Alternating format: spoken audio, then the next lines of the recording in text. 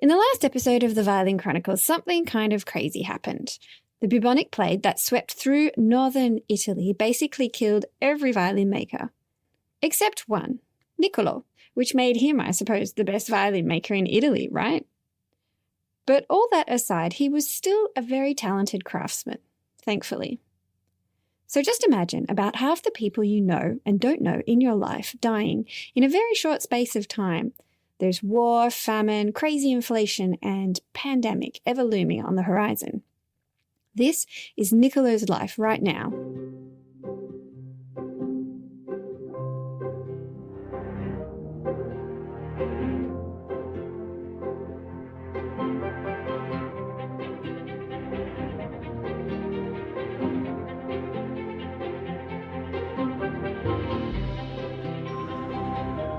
Hello and welcome to the Violin Chronicles, a podcast in which I, Linda Lespe, will attempt to bring to life the story surrounding famous, infamous, or just not very well known, but interesting violin makers of history. I'm a violin maker and restorer.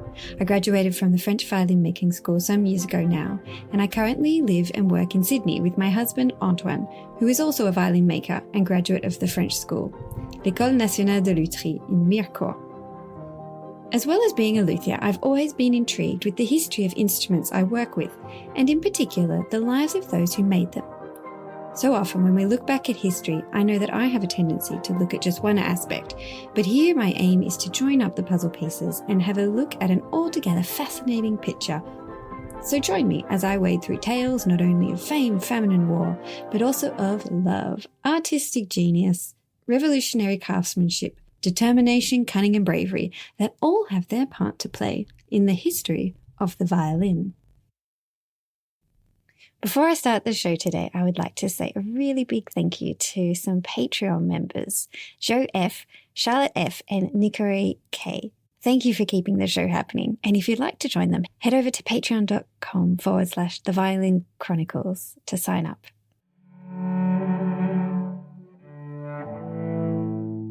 So far in this series on the Amatis, we have seen Andrea, the first big name to come from Cremona, making his mark by crafting a stunning set of instruments for the French court of Charles IX. Then the Amati brothers, who were Andrea's two sons, carry on the family workshop amidst tumultuous times. They have a fight and split the workshop. The older brother Antonio moves down the street, and the younger brother Girolamo stayed on in the family workshop. His son, Nicolo, managed to survive the plague, and now here we are in the 1630s at the third generation of Amatis.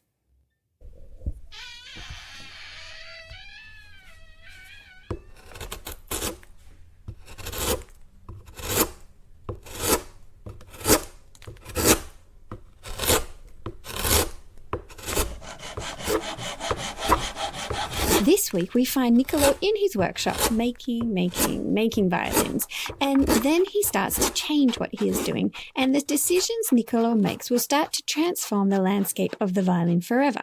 So stay with me as we work out what these changes were and how they rocked the violin world.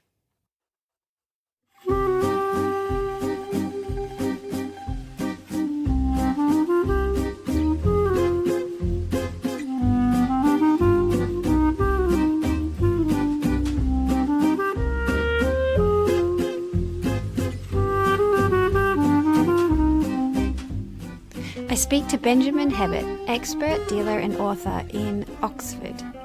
Normally when we talk about Amati, often people are actually referring to Nicolo Amati. Why do you think he's so important, and how is he different from the others? Well, I think the amazing thing about all of the Amatis is how things change. And you would have thought that once you've sort of set upon something like this, at least, decade to decade, you'd have, very, very little change. But when you look at Cremonese instruments, even two instruments made in the same year have got some level of fundamental difference to them.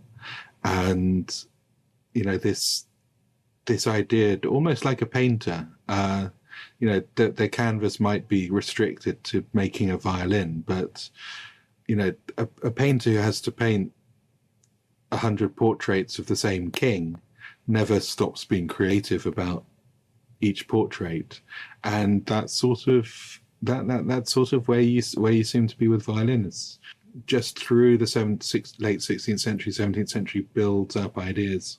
But Nicolo in about 1630, in fact, the earliest Nicolos where he does this are possibly late 1620s, are actually ones where he's still using his father and his uncle's label. But he produces a grand pattern of violin.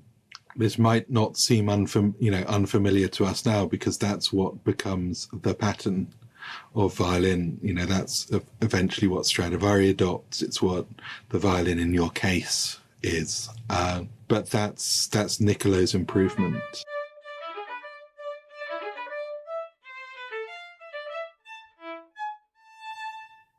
Nicolo Amati is making his grand pattern violin. But what is so special about the grand pattern?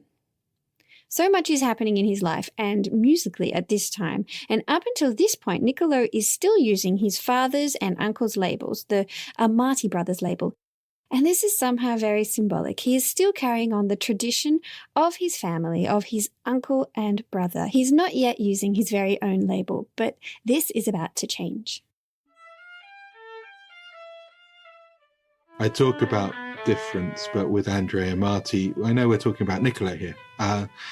Andrea Amati, everything is mathematical. He figures out the inside of the instrument as based on this geometry, on what we call catenary curves, the arching, and he figures out the outside as curtate cycloids, which fit around that. The scrolls are absolutely perfect Fibonacci sequence scrolls, like an ammonite. Everything's perfection. And I think as that travels through until the 1620s, everything is fixed on the idea of the violin, the Cremonese violin, being an orchestral violin.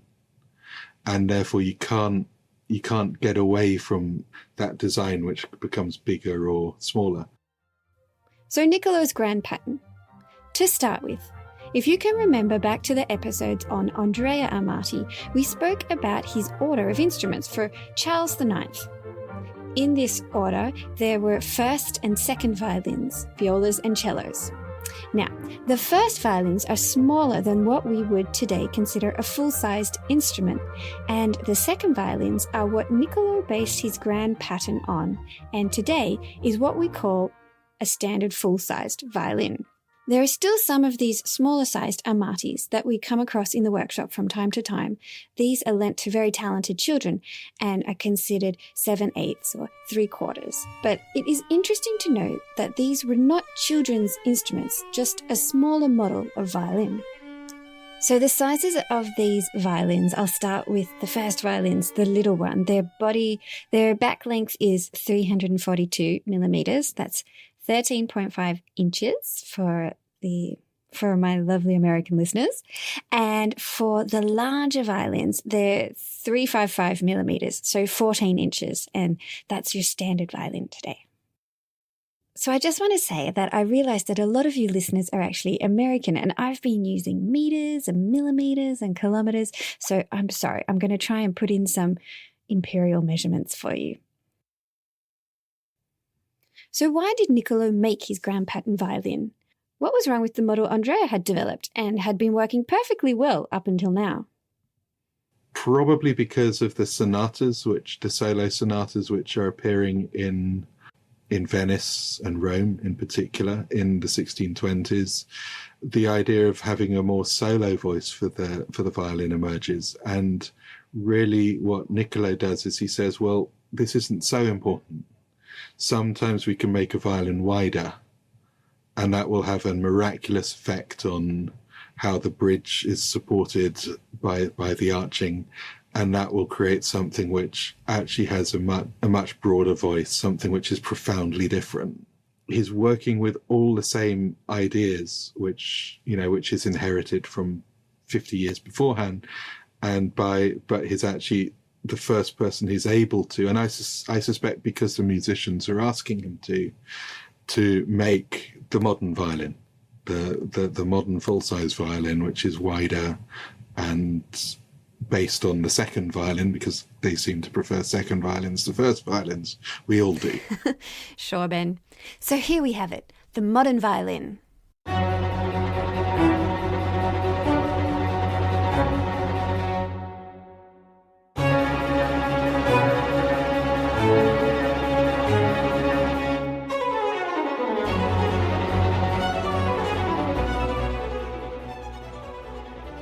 The grand patterns are the things which are absolutely wonderful, which happened from the 1620s right the way through to his death in 1684, and with increasing interest. So by the 1660s, that's almost all that he's making.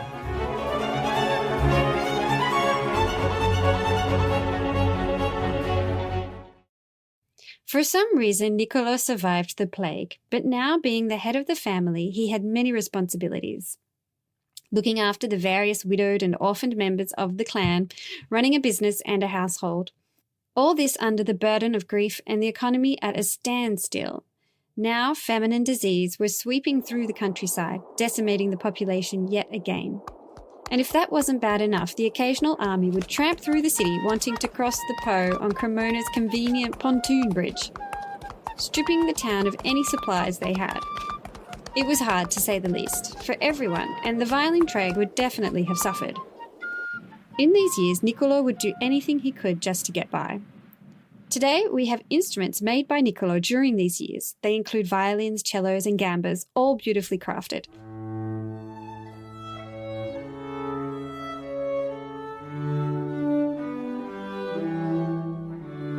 While the city he lived in was being ruined by this disease that would wipe out half its population, Nicolo and his family managed to survive. After the initial crisis of the plague and the subsequent famine that followed, Cremona with its fertile countrysides and the city were all solitude and desert. Agriculture was abandoned and fields left uncultivated. The wealthiest citizens were able to avoid taxation and were not obliged to house soldiers garrisoned in the area. The tax collectors were sucking the farming peasants dry and their productivity was diminishing. In 1635, there are many houses in the city not lived in or abandoned. People started destroying their houses to make money selling the raw materials, and the podesta ordered a fine of 500 scudi to anyone who deliberately destroyed their house and implemented corporal punishment to stop the slow destruction of the city's buildings. In a matter of months, Cremona had lost almost half its inhabitants. They were left with the skeleton of a city. One person describing it as a spectacle of nothing but horror, squalor, misery, and crime. The fields were deserted and agriculture was abandoned, as were many of the buildings in the city. From this collapse, Cremona very slowly recovered, never fully reaching her former glory. Its population basically stagnated for over a century, but this does not mean that it was an unsuccessful city. Despite all this tragedy, a glimmer of hope existed. The plague of 1630 had not only wiped out most of Niccolo's family, it had also killed all of his competition in Brescia and everywhere else. The Brescian violin-making tradition came to an abrupt end with the death of Giovanni Paolo Maggini, the brilliant student of Gasparo da Salo. Cities such as Milan, Genoa, and Naples lost as much as half of their populations. But if you wanted one of those oh-so-desirable Italian violins, Nicolo Amati was your man. Literally, he was like the only guy left.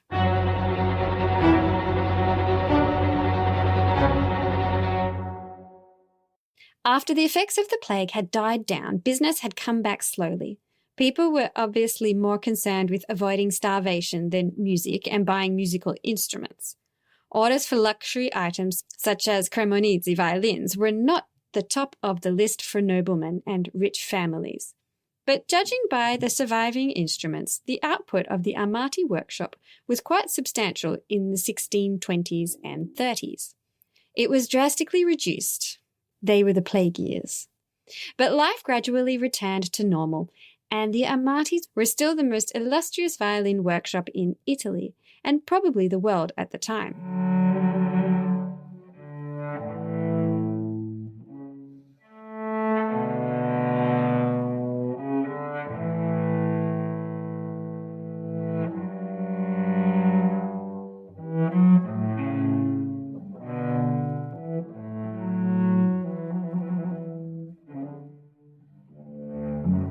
And it's in Nicolo Amati's life that they have this really huge plague in the 1630s that wipes out basically all the Brescian makers, Nicolo's father, his mother, some sisters, like huge amount of family members. And then he's sort of like at the end of it, he's just like, they're just left with whoever's left who's survived.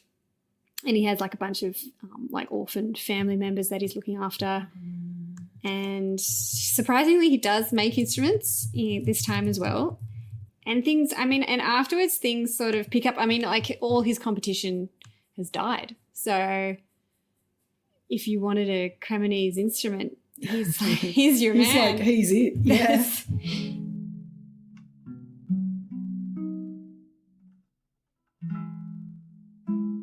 I'm Dr. Emily Brasher. I'm an honorary research fellow at the University of Technology, Sydney, in the School of Design. I'm a fashion and costume historian and costume designer, but I also play viola. So I've definitely got an interest in the intersection of performance costume and theatrical costume. Yeah, so the Great Plague of London was 1665 and 66, and that was the worst outbreak of plague in England, for example, since 1348. And, London lost around 15% of its population. But what's happening at these great times of plague is that there are these incredible opportunities for social mobility for the survivors, because suddenly you inherit absolutely everything, or you can reinvent yourself. There's a lot of material wealth left behind that you can access, can retrain and reskill. And so it's incredibly sad. And for Amati, there are even more opportunities for him that open up. Yeah, so in Italy, the big one that affected his family was the 1630 plague. Yeah. And then 7 years later, you have the world's first commercial opera house in Venice that opens up. Uh-huh. So you still have this, it's like they hit the ground running after the plague. You've got the opera's still going. We're going to open a huge opera house. But interesting, in the 1629, 1630s plagues, they were trying to contain it. And in Milan, next to Cremona, for example, they quarantined the city. They locked it down, but then the carnival season came and they're like, we'll just open it up. Oh, gee, is that like what just happened with COVID around the world, And then it's just like, what that where they opened it up and it went through, and they lost, in some of the cities, they lost 50% of their population. It was just huge. It's massive, yeah. So, and also at this time, Cremona, like we said, it was often getting flattened by armies moving through. So if you had money, like today we would invest in, say, property, because we're not that afraid of an army coming and flattening the city. But back then, maybe you'd invest, maybe you wouldn't want to invest in property, maybe, and then a lot of people invested in items of value. Well, the thing is, they're portable. Yeah, you can pick them up and run. Yeah, exactly. And it's actually one of the reasons that for a long time in Europe, Jewish people have been associated with the violin, because not only is it an item of value that you can pick up and run with, but it's also a way that you can support yourself, and you don't need to necessarily learn the language. So, we've got these wonderful things. So, and particularly, incredibly valuable instrument. If you have to sell it to survive, well, you've at least got something there. Things like jewellery as well. You invest in jewellery because you can pick it, take it up. And Nicolo has a brother-in-law, and when he dies, in his will, he has several houses, but also clothing. Yeah. So that shows the value attached to clothing. Absolutely. And it was very, very common for people to bequeath clothing, textiles, bedding as well, towels, linens, all of Manchester, all of these things would be bequeathed.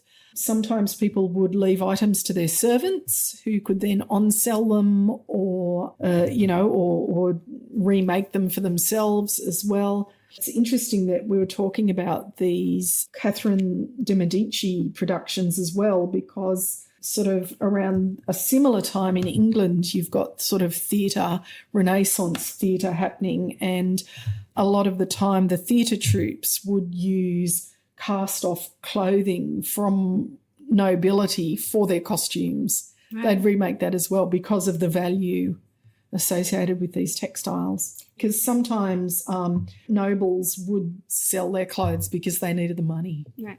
You know? Yeah, it's like when you see like these really, sometimes you get like a really wealthy person selling off all their handbags. Yeah, exactly. And shoes. Exactly, the Birkin bag.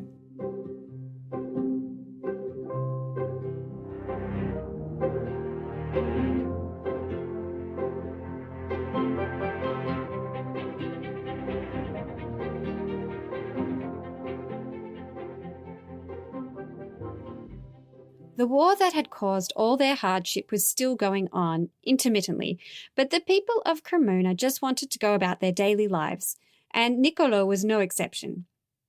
In the Amati household, Nicolo was juggling running the shop and family matters. His oldest sister, Elisabetta, and her daughter, Angela, had moved back in since her husband had passed away in the plague. Another sister, Vittoria, and her husband Domenico were living with them, as well as various nephews and nieces, and yet another sister whose husband Vincenzo had died, leaving Nicolo to execute his will, was living with them. This turned out to be more complicated than he had imagined. Vincenzo, his deceased brother-in-law, had debts, but he also owned property, and into the mix he owed Nicolo himself for that time he had paid to secure his release from prison. Even dead, Vincenzo was creating problems. His older sister, Vittoria, had recently married Domenico, and they were living in the Amati home. Nicolo and Domenico were getting on well, and so when he offered to help in working out Vincenzo's will, this seemed like a good idea at the time. And a solution to Nicolo's problems. Things were going so well, in fact, that Nicolo and Domenico went into business together. 3 years on, things were not going so well. Perché non andavi a lavorare? Facevi il professore e non andavi a lavorare. Gesù è stato condannato. Nicolo and Domenico could not resolve their differences to whatever problems they were having and had to call in someone to arbitrate. This ended with Domenico leaving and never returning to the Amati workshop.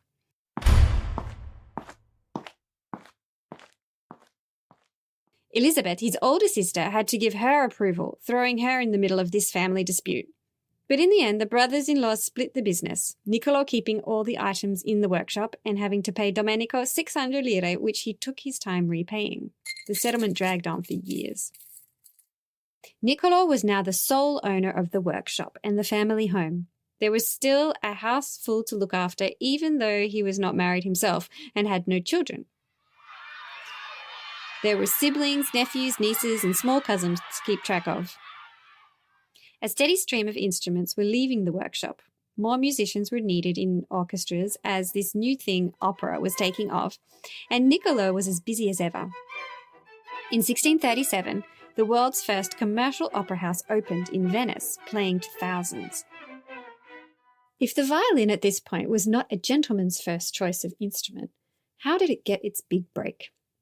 Something very interesting happened to the violin between the period of 1640 to 1660, after the Great Plague swept across Europe, that could explain why this instrument is so beloved today. Benjamin Hebert explains. What happens geopolitically is René Descartes and all of that stuff and the beginning of the Enlightenment. I mean, Descartes wrote all sorts of things about music, but I think there might be a little less rigidity in what high art music is. And, through Monteverdi and everything, this high art music is always sort of referential to something as it sort of frees up. And, the lute and the viol with their frets, the frets are actually about reference to universal harmony and all of that kind of stuff. And I think people just chill out, really. Is the best way to put it. And part of that chilling out is, this really is the period that dance music, morphs into sonata form and all of that kind of stuff. And it's a sort of breaking down of barriers. There's a book in 1598 by Thomas Morley, A Plain and Easy Introduction to the Art of Music, and my goodness, it's such a snobbish, exclusionary thing. And then, by the 1650s, we're talking about England, you've got Playford writing very simple books saying kind of basically music for dummies. So instead of this huge manual, just so long as you know these things, you'll be able to get away with it. Halfway through the 1600s, the violin gains momentum and kind of takes off in Europe, even though around Amati, instrument makers were dropping like flies, and he appears to be the only one left in his neighbourhood. The rest of Europe is producing instruments in a big way, and the violin was coming into its own as a solo instrument. There was always a demand for the violin to accompany dancing, and this conveniently sized instrument that was somewhat easier to tune than the viol family was coming in handy.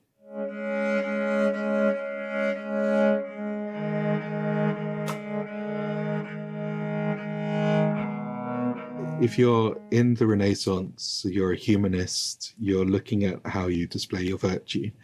And ultimately, that's by, what you're able to perform. And the lute is very interesting for certain reasons. Because of its precision, it's almost as the closest thing to universal harmony. And that makes it very important. Because every note is about it's precise. So you put your note behind your mathematically created fret, and then you play a note where, because it's plucked, it's very pure. So it's as close to this kind of mathematical universal harmony as it can be. The viol, with the way that that's bowed, is actually closest to the human voice. So it's actually kind of an extension of your soul.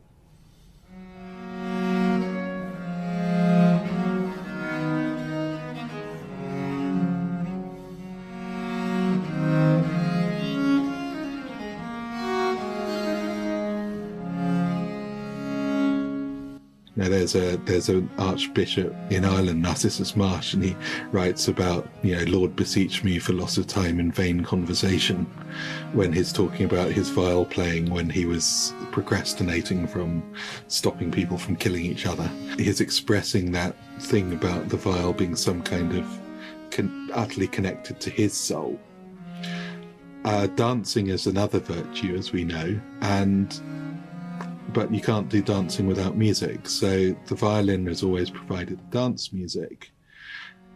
Then the interesting thing is that the better the dance music, the better the dancing will be. So in terms of your virtue will be higher by the better dancing you do. So actually employing we actually get to a point where the dancing master violinist in the French court and simultaneously in the English court at the time that James I is looking for a marriage for his son, is actually the person who brokers the royal marriage and is paid hundreds of gold coins for doing it because actually, as that professional violinist, he is of such high virtue that the dance which is performed above that is yet of higher virtue. So a violinist can never be the end point of virtue, ever, but there's always someone more virtuous than a violinist. By being the greatest musician that there is, that's the measure of the virtue of the dance which their music gives. So when we see this thing of they were just lowly professional musicians, it's like, yes, but on the other hand, there's a whole other side to this. And over and over again, we see the extraordinary status in the English court. Violinists, who are servants of the court, they're not noblemen, they're not aristocrats, and they're certainly not princes.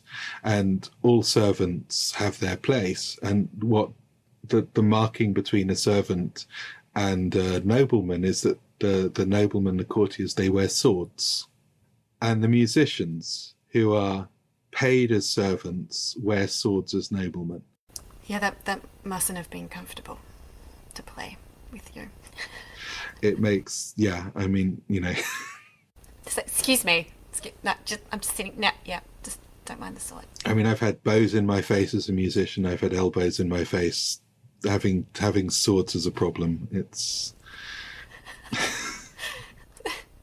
Man, yeah, we don't realise the problems, the logistics that they had to go through with that.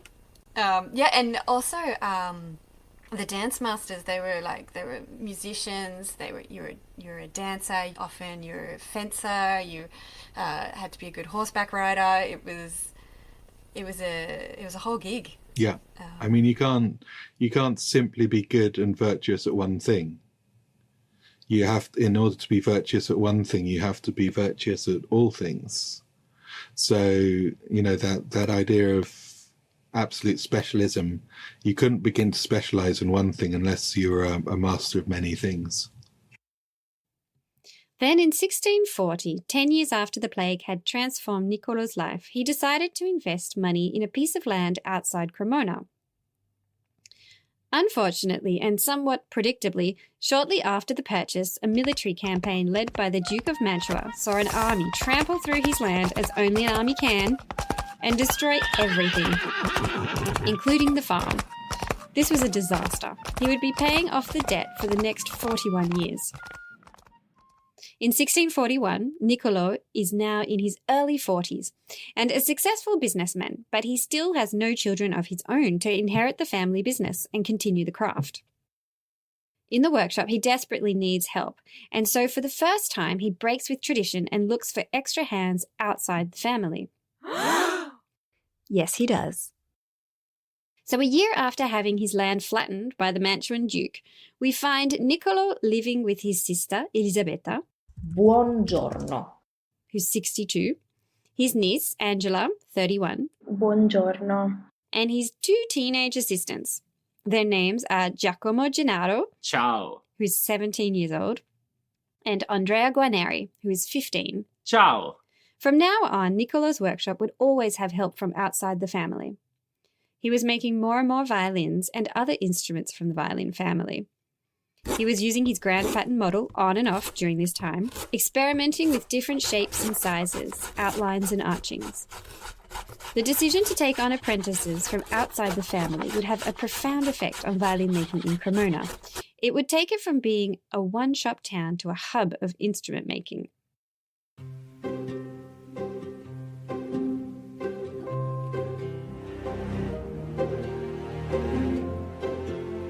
Nicolo gets over the plague, takes on apprentices, not family members because that never seems to work out, and then we start getting more and more skilled artisans, and this thing grows and grows. And within 30 years, you get to a point where he's taking on apprentices, where every city in Italy has got violin makers, every major city in Europe has got violin makers, and the violin has transformed partially because covered strings have made it so much easier to play, partly because of the repertoire that's already been growing for it, which to a point where, you know, by the time you get to 1660, it is, you know, the king of instruments. It's something that everyone's playing. And that's happened, you know, within a lifetime. This thing's transformed into its popularity. This is a time when royal courts were competing to have the best orchestras and violinists were being passed around the courts like footballers today in clubs. So with Nicolo Amati, you know, he's the first to take on apprentices. We've had but the Ruggieri family, the Guarneri family, they're all, well, the Guarneri family are certainly apprentices. What the Ruggieri family are doing, they're not. They're a local family, yeah. And it might just be that they didn't have to live in the same house as him. You know, why would they be on the census if they're doing that? And a whole load of other people seem to be coming in and out as apprentices who are not really, you know, very significant makers. We know that Nicolo had all of these apprentices because of the parish records made by the parish priests every year when they went from house to house filling out their census.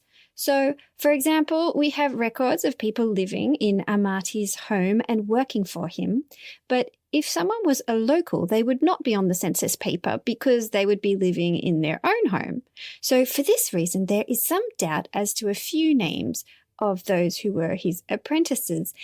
and one of those being a local boy called Antonio Stradivari. Possibly there's Bartolomeo Cristofori, who comes over from Florence, and he's mostly a harpsichord maker.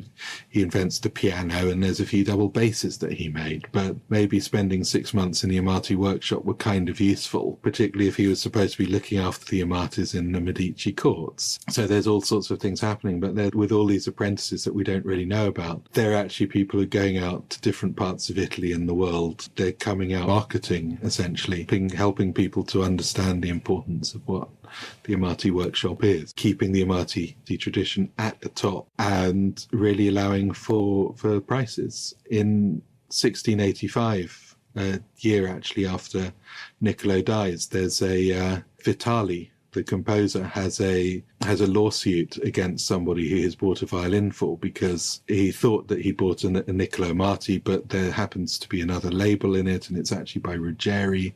And he says, I bought this, and an Amati is supposed to be worth 12 pistoles, and it's just a Ruggieri, and they're only worth 4 pistoles. And he wanted the difference back. And we can look at that. Was that straightforward fraud? Was that Amati who had a full order booked? He could say, it was from the workshop. I didn't say who made it. I said it was from the Amati workshop. Exactly. He might have had a full order book. He might have sold it for 4 pistoles in the first place. There's so many things. I mean, everyone writing about violin fraud has started with that as the outset. So here we have it, the beginning of a boom. Although Nicolo had a painful past to contest with, he appears to be going full steam ahead with his many apprentices, the most enduring of whom is the young, fresh-faced Andrea Guarneri, who will stay with Nicolo through thick and thin. Now, I hear you say, Guarneri? But which Guarneri? Exactly. Well, the Guarneri family of violin makers are a story all in themselves. The lives of the Guarneris, the Ruggieris, the Amatis, and the Stradivaris are all going to start overlapping very soon, so hold on to your seat and stay tuned for the next episodes. As I mentioned at the beginning of the episode, we have some wonderful Patreons supporting the podcast, and if you would like to join them, simply go now to Patreon/The Violin Chronicles and you can sign up there. As a Patreon, not only will you have a warm, fuzzy feeling in the knowledge that you're helping to make things happen, but you will also have access to bonus episodes. We have a series of episodes on Patreon called My Encyclopedia of Luthiers, in which my husband, Antoine, and I recap each maker in under an hour, and we look briefly at their life and career and discuss all the characteristics of that particular luthier so that you have a checklist to start you on your journey to being an expert, or at least being able to tell a De Salo from an Andrea if you have a chance to pick them up and look at them. I have also posted other extra episodes that you can check out as well if you want to peruse the page. Now I would like to say a big thank you to my guests, Benjamin Habit and Emily Brayshaw, for joining me today. And if you liked this show, please rate and give it a review. That is, in fact, very helpful. But for now, thank you for joining me, and until next time on the Violin Chronicles.